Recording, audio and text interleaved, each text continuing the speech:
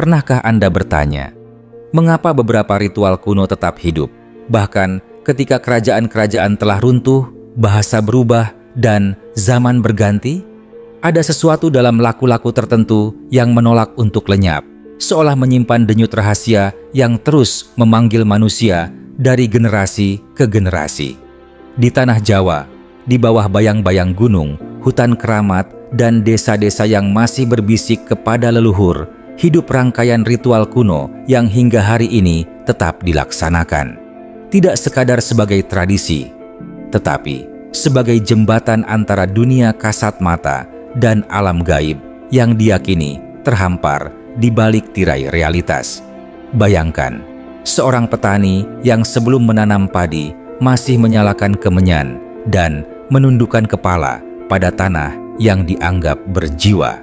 Sebuah keluarga yang ketika bayi lahir menanam ari-arinya bersama doa panjang, seolah menitipkan masa depan sang anak kepada penjaga alam. Atau seorang pejalan malam yang berhenti di persimpangan tertentu, berdiam sejenak, menyadari bahwa tempat itu bukan hanya sekedar ruang fisik, melainkan perlintasan dua dunia. Ritual-ritual Jawa kuno bukanlah fosil budaya. Ia hidup, ia bernapas, ia berubah bersama manusia yang melaksanakannya. Dan di balik setiap gerakannya, dari sesaji sederhana hingga laku tapa yang penuh kesunyian, tersimpan filosofi yang tak lekang oleh waktu, bahwa manusia adalah bagian dari kosmos, bukan penguasanya. Dalam video ini, kita akan menyelami beberapa ritual Jawa kuno yang masih dilakukan hingga hari ini. Bukan sekadar memaparkan nama dan bentuknya, tetapi menggali makna tersembunyi, simbolisme, dan wawasan metafisik yang membuatnya tetap dipertahankan. Kita akan menelusuri akar sejarahnya, memahami cara pandang leluhur Jawa terhadap alam dan spiritualitas, lalu masuk lebih dalam ke inti-inti ritual yang selama ratusan tahun dipercaya mampu menjaga harmoni antara manusia, alam, dan dimensi halus. Dan pada akhirnya, Anda tidak hanya akan tahu apa ritual itu, tetapi mengapa ia masih hidup dan bagaimana kebijaksanaan di baliknya dapat diterapkan dalam kehidupan Anda hari ini. Jika Anda siap, mari kita buka kembali pintu masa lalu. Tempat rahasia-rahasia kuno menunggu untuk disingkap. Sejarah ritual Jawa kuno tidak berdiri di ruang hampa. Ia lahir dari perjalanan panjang, sebuah peradaban yang memadukan banyak lapisan kebijaksanaan. Dari kejawen asli yang berakar pada animisme-dinamisme Nusantara, hingga pengaruh Hindu-Buddha, Islam, dan bahkan mistisisme abad-abad setelahnya. Namun, di balik semua lapisan itu, satu prinsip luhur tetap tidak berubah. Hubungan antara manusia dan alam semesta harus selalu dijaga dalam keadaan selaras. Dalam pandangan Jawa kuno, dunia bukan hanya tempat singgah. Ia adalah jaringan energi yang hidup. Gunung, sungai, angin, hutan, bahkan batu, semuanya memiliki roh atau paling tidak daya yang harus dihormati. Tradisi inilah yang melahirkan konsep urip iku urup. Hidup adalah nyala yang harus memberi terang bagi sesama dan tidak merusak keseimbangan kosmik. Kita dapat menelusuri akar ritual ini jauh ke masa pra-kerajaan, ketika masyarakat Jawa memandang alam sebagai guru pertama. Setiap fenomena alam memiliki pesan. Kilat bukan sekadar cahaya, tetapi tanda. Hujan adalah anugerah yang harus diterima dengan syukur. Kesunyian hutan adalah tempat para leluhur menetap. Disinilah muncul laku-laku awal, seperti memberi sesaji pada tempat angker, menghormati pohon besar, atau berdiam diri di tepi sungai sebelum memulai perjalanan. Lalu datanglah era Hindu-Buddha. Di masa kerajaan Mataram kuno hingga Majapahit, ritual-ritual Jawa semakin kaya. Konsep kosmologi India, Gunung Meru, mandala, reinkarnasi, dan meditasi berdampingan dengan keyakinan lokal tanpa saling meniadakan. Inilah periode ketika ritual seperti tirakat, tapang rame, semadi, dan selamatan mulai memiliki bentuk-bentuk yang lebih filosofis. Raja dianggap sebagai pusat keseimbangan kosmos, dan rakyat mempraktikkan ritual untuk meniru ketenangan batin para resi. Ketika Islam datang, khususnya melalui para wali songo, ritual Jawa tidak dihancurkan, melainkan diselaraskan. Inilah salah satu keunikan besar spiritualitas Nusantara Selamatan. Misalnya, menjadi perpaduan doa-doa Islam, tetapi tetap mempertahankan struktur asli Jawa yang menekankan harmoni dan keselamatan bersama. Ritual-ritual seperti ruatan, mitoni, atau slametan desa semakin kokoh karena diikat bukan hanya oleh keyakinan, tetapi oleh gotong royong dan nilai-nilai sosial. Secara filosofis, ritual Jawa berakar pada satu kesadaran mendalam. Manusia bukan pusat alam. Manusia hanyalah salah satu simpul dalam jaring besar kehidupan. Ritual dilakukan bukan untuk menyembah sesuatu yang menakutkan, tetapi untuk mengakui bahwa kehidupan ini lebih luas daripada yang bisa dilihat mata. Bahwa ada dunia halus, alam halus yang berdampingan dengan dunia kasar, alam kasat. Bahwa leluhur tetap menjaga, dan manusia wajib menghargai hubungan itu melalui tindakan-tindakan simbolis. Ritual Jawa juga tidak pernah benar-benar dogmatis. Ia fleksibel, mengikuti zaman. Seseorang bisa meyakini Allah, mempraktikkan tirakat Jawa, dan tetap merasa selaras dengan alam. Seseorang bisa hidup modern, tetapi tetap menanam ari-ari anaknya, karena itu lebih dari tradisi. Itu adalah bahasa cinta, sekaligus penghormatan terhadap kehidupan. Dan itulah yang membuat ritual-ritual Jawa kuno bertahan hingga hari ini. Ia bukan sekadar upacara. Ia adalah cara memaknai kehidupan. Sebuah jembatan yang menghubungkan manusia dengan akar terdalam dirinya sendiri.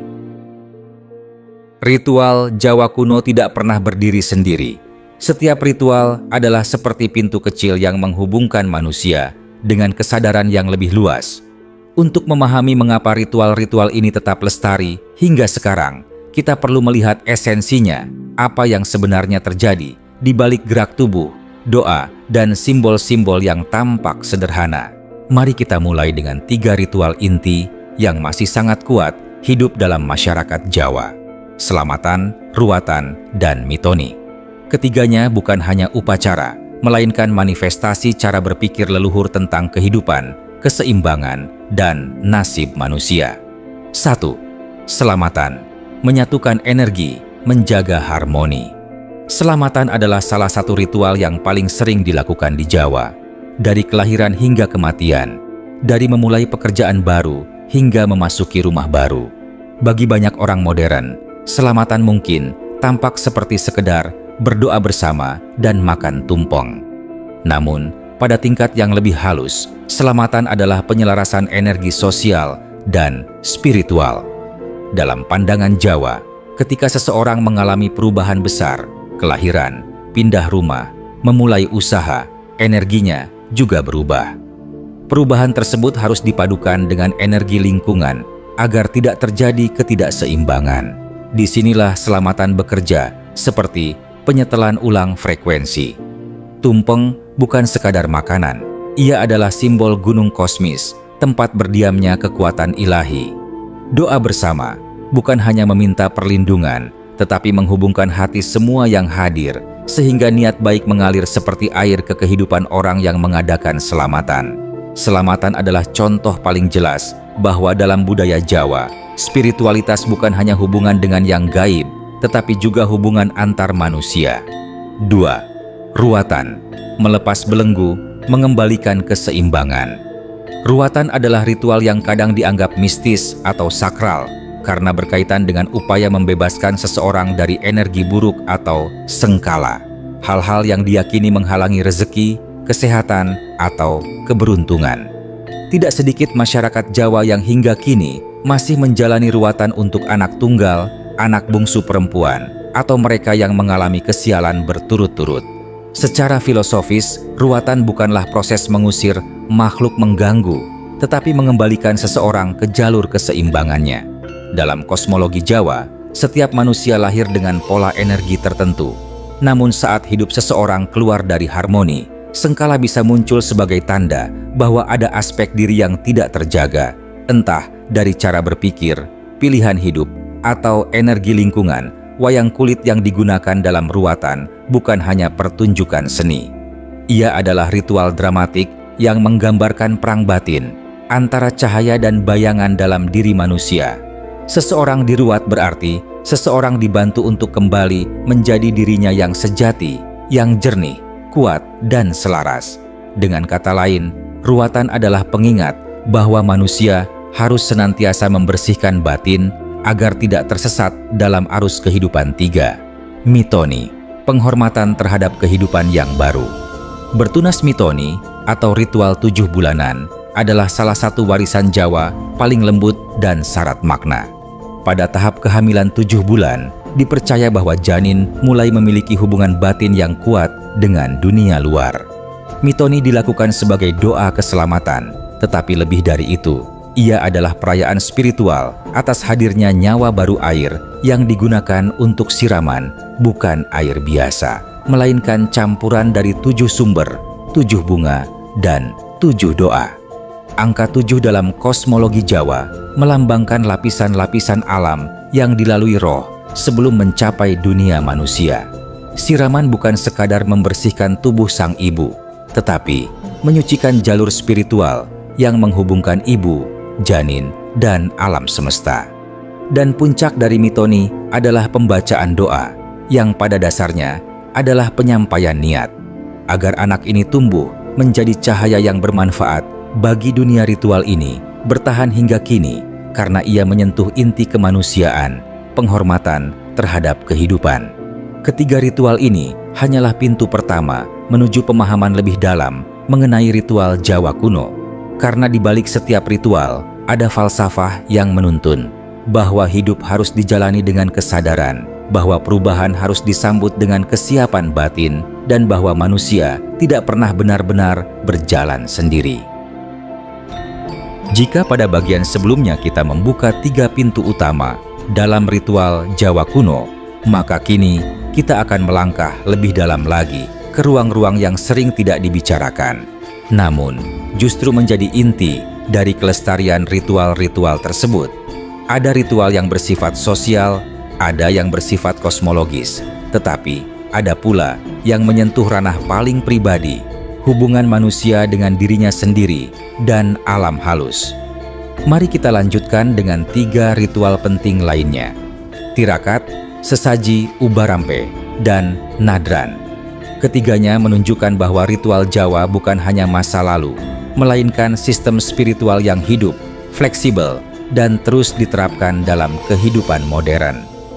4. Tirakat, menempuh jalan sunyi untuk menjernihkan jiwa. Tirakat adalah inti dari banyak laku Jawa. Dari para leluhur hingga orang-orang sekarang, tirakat dilakukan dalam berbagai bentuk: puasa mutih, ngebleng, topo bisu, hingga sekadar menahan diri dari hal-hal tertentu. Di permukaan, tirakat tampak seperti tindakan asketis, namun pada tingkat esoteris, tirakat adalah seni mengendalikan diri. Dalam filosofi Jawa, manusia sering digambarkan sebagai wadah 3 dunia. 1. Jagad alit, diri dan batin. 2. Jagad ageng, alam semesta. 3. Jagad alus, dunia halus dan energi yang tidak terlihat. Ketika seseorang hidup tanpa kendali, 3 dunia ini menjadi tidak selaras. Tirakat hadir untuk menyatukannya kembali. Ia memaksa manusia menembus batas kenyamanan, menghadapi dirinya yang paling jujur, rasa takut, keinginan, ambisi, dan ego. Tirakat membuat manusia sadar bahwa kekuatan terbesar bukan berasal dari dunia luar, melainkan dari kedalaman diri. Karena itu, banyak ritual Jawa disertai dengan tirakat sebelum dilaksanakan. Tirakat adalah pembersihan ruang batin agar manusia siap menerima pesan, kekuatan, atau petunjuk. 5. Sesaji dan ubarampe, bahasa energi antara manusia dan alam. Banyak orang menganggap sesaji sebagai bentuk persembahan, padahal sesaji adalah bahasa simbolik. Ia adalah cara komunikasi antara manusia dan energi alam. Setiap unsur sesaji punya makna. Kembang melambangkan keharuman niat. Kemenyan adalah jembatan antara alam kasar dan halus. Air adalah penyuci. Nasi tumpong adalah representasi gunung kehidupan. Lilin adalah kesadaran yang menerangi gelap. Dalam pandangan leluhur, alam tidak membutuhkan sesaji. Manusialah yang butuh menyelaraskan energinya melalui simbol-simbol tersebut. Sesaji adalah pengingat bahwa manusia tidak hidup sendirian dalam ruang fisik. Ia hidup di antara arus energi yang saling mempengaruhi. Sesaji juga memaksa seseorang untuk berhenti sejenak, menata niat, dan melakukan aksi simbolis yang mengikat pikirannya pada tujuan tertentu. Disinilah kekuatan sesaji bekerja, bukan pada bendanya, tetapi pada getaran niat yang menyertainya. 6. Nadran, ritual syukur yang menghubungkan laut dan manusia. Nadran adalah ritual sedekah laut yang dilakukan oleh masyarakat pesisir Jawa ini adalah salah satu ritual Jawa kuno yang paling dramatis karena dilakukan di tepi laut dengan arak-arakan, doa, tumpeng besar, dan perahu-perahu yang dilepas ke ombak. Secara kasat mata, nadran adalah ucapan terima kasih kepada laut. Tapi, secara filosofis, nadran menyampaikan satu pesan mendalam bahwa manusia adalah tamu di bumi ini, dan segala hasil bumi harus dikembalikan kepada alam laut. Dalam kosmologi Jawa, adalah gerbang besar bagi roh, ruang energi yang liar dan tak bisa dikendalikan. Dengan melakukan nadran, masyarakat mengakui bahwa ada kekuatan alam yang tak bisa ditaklukkan, hanya bisa dihormati. Di sisi lain, nadran juga menjaga hubungan sosial, mempererat persaudaraan, mengikat komunitas dalam satu tujuan, dan memperkuat kepercayaan bahwa rezeki tidak datang dari kerja semata, tetapi dari harmoni dengan alam. Benang merah yang menyatukan semua ritual. Meskipun berbeda bentuk, 6 ritual yang kita bahas memiliki inti yang sama. Ritual Jawa kuno adalah cara manusia berdialog dengan alam, leluhur, dan dirinya sendiri. Selamatan menjaga harmoni sosial, ruatan menyelaraskan energi pribadi, mitoni merayakan kehidupan baru, tirakat memurnikan diri, sesaji memfokuskan niat, nadran menghubungkan manusia dengan alam luas. Semua ritual itu menunjukkan bahwa masyarakat Jawa tidak pernah memandang spiritualitas sebagai sesuatu yang abstrak. Spiritualitas harus dilakukan, dijalani, dan dihayati, bukan hanya dipercaya. Mungkin Anda bertanya, bagaimana ritual-ritual ini relevan bagi kehidupan manusia modern? Kita hidup di zaman yang bergerak cepat. Kota-kota berpendar terang, pikiran tak pernah berhenti, dan manusia makin jauh dari sunyi. Namun justru di era inilah kebijaksanaan Jawa kuno menemukan kembali tempatnya. Ritual-ritual yang telah kita bahas bukanlah sekadar upacara tradisional. Mereka adalah metode hidup sistem untuk menjaga ketenangan batin, kebijaksanaan, dan keterhubungan dengan alam. Mari kita lihat bagaimana konsep-konsep ini dapat diterapkan secara praktis dalam kehidupan sehari-hari. 1. Selamatan, melatih kesadaran kolektif dan niat bersama. Esensi selamatan bukanlah tumpeng atau prosesi, tetapi niat bersama. Dalam versi modern, selamatan dapat diterjemahkan sebagai mengawali sesuatu dengan niat baik, menyatukan keluarga atau komunitas sebelum memulai pilihan besar, berdoa atau bermeditasi bersama untuk menanamkan energi positif. Jika Anda memulai usaha baru, memasuki rumah baru, atau bahkan mengawali proyek pribadi, lakukan selamatan batin. Hentikan kesibukan sejenak dan renungkan tujuan Anda. Ajak keluarga berdoa, berbagi harapan, atau makan bersama dengan penuh syukur. Ritual sederhana ini membantu mengalirkan energi positif, menata pikiran, menguatkan hubungan, dan menciptakan fondasi mental yang kokoh. 2. Ruatan, membersihkan energi dan pola negatif.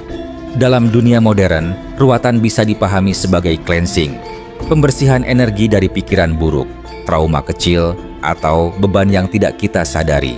Anda tidak harus mengadakan wayang kulit. Anda bisa melakukan ruatan batin, misalnya menuliskan beban pikiran, kemudian membakarnya sebagai simbol melepaskan. Melakukan meditasi pembersihan setiap minggu, merenungi kesalahan masa lalu, lalu memaafkan diri dengan sungguh-sungguh. membersihkan ruangan, mengganti tata letak, atau menghilangkan benda-benda yang terasa membawa berat. Inti ruwatan adalah melepaskan.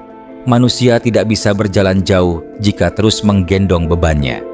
3. Tirakat, melatih kendali diri dan ketenangan batin. Tirakat adalah ritual paling mudah diterapkan dalam hidup modern, justru karena ia sangat fleksibel. Anda tidak harus melakukan puasa mutih atau topo bisu.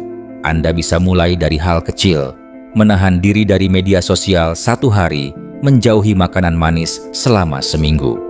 Tidur lebih awal sebagai bentuk disiplin, melakukan puasa bicara negatif, tidak mengeluh atau bergosip. Tirakat mengembalikan kendali kepada Anda.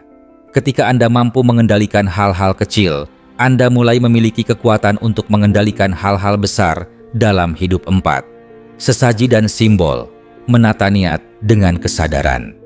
Dalam kehidupan modern, sesaji bisa diterjemahkan sebagai penandaan niat dengan simbol.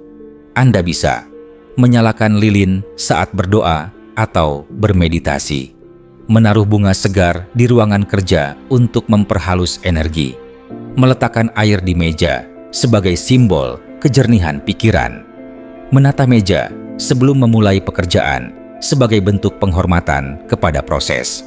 Simbol membantu pikiran memusatkan energi. Dan ketika energi fokus, tindakan menjadi lebih efektif. 5. Nadran, menghubungkan diri dengan alam. Inti nadran adalah hubungan manusia dengan alam. Untuk versi modernnya, lakukan ritual syukur di alam terbuka, pantai, gunung, sungai. Bersihkan lingkungan atau membuang sampah dari tempat umum sebagai bentuk sedekah alam. Berjalan di alam tanpa ponsel selama 30 menit untuk menyelaraskan energi tubuh. Ketika manusia terhubung dengan alam, stres turun, pikiran jernih, dan batin lebih stabil. Mengatasi tantangan dalam mengintegrasikan ritual. Tentu saja, hidup modern penuh kesibukan. Namun ritual Jawa mengajarkan satu hal. Ritual bukan tentang kemewahan, tetapi tentang kesadaran. Mulailah dari kecil. 1 niat penuh kesadaran lebih berharga daripada 100 tindakan tanpa ruh. Pada akhirnya, ritual-ritual Jawa kuno bukanlah sekadar warisan budaya, tetapi peta batin. Peta yang membantu manusia memahami dirinya, menjaga harmoni dengan lingkungan, dan menyadari bahwa kehidupan tidak hanya berjalan di permukaan, tetapi juga di kedalaman yang tak terlihat. Dari selamatan yang menyatukan niat, ruwatan yang membersihkan energi negatif, mitoni yang menghormati kehidupan baru, hingga tirakat yang menajamkan disiplin batin, sesaji yang menata simbol-simbol energi, dan nadran yang menghubungkan manusia dengan kekuatan alam. Semua ritual itu berbicara tentang satu hal yang sama, bahwa hidup harus dijalani dengan kesadaran, dan kesadaran harus dipelihara melalui tindakan. Warisan leluhur Jawa tidak pernah memaksa, tidak pula mendoktrin. Ia hanya menunjukkan jalan. Jalan yang bisa diambil oleh siapa saja yang ingin hidup lebih jernih, lebih tenang, dan lebih selaras dengan dunia. Bahkan dalam kehidupan modern yang penuh distraksi, nilai-nilainya tetap relevan. Karena kebutuhan manusia tidak berubah, kita tetap mencari makna, mencari arah, dan mencari keseimbangan. Ritual-ritual itu mengingatkan kita bahwa setiap tindakan, sekecil apapun, bisa menjadi suci jika dilakukan dengan niat yang benar. Bahwa dunia ini tidak sesederhana yang terlihat mata. Bahwa ada kekuatan-kekuatan halus yang mengalir di antara manusia, alam, dan waktu. Dan bahwa siapapun yang mau berhenti sebentar, menundukkan ego, dan mendengarkan suara batinnya, akan menemukan bahwa kebijaksanaan leluhur masih berbisik dengan sangat jelas. Sebelum mengakhiri video ini, renungkanlah satu hal. Ritual bukan tentang masa lalu. Ritual adalah cara untuk kembali pada diri yang paling sejati. Jika Anda merasa tertarik dan terhubung dengan kebijaksanaan Jawa yang kita jelajahi hari ini, cobalah satu praktik kecil, apa saja yang paling sesuai dengan hidup Anda. Rasakan bagaimana perubahan kecil dalam batin dapat menggetarkan seluruh hidup Anda. Terima kasih telah menyimak. Semoga perjalanan ini membuka ruang baru dalam kesadaran Anda. Sampai jumpa di pembahasan berikutnya, di mana rahasia-rahasia kuno akan selalu menunggu untuk diungkap.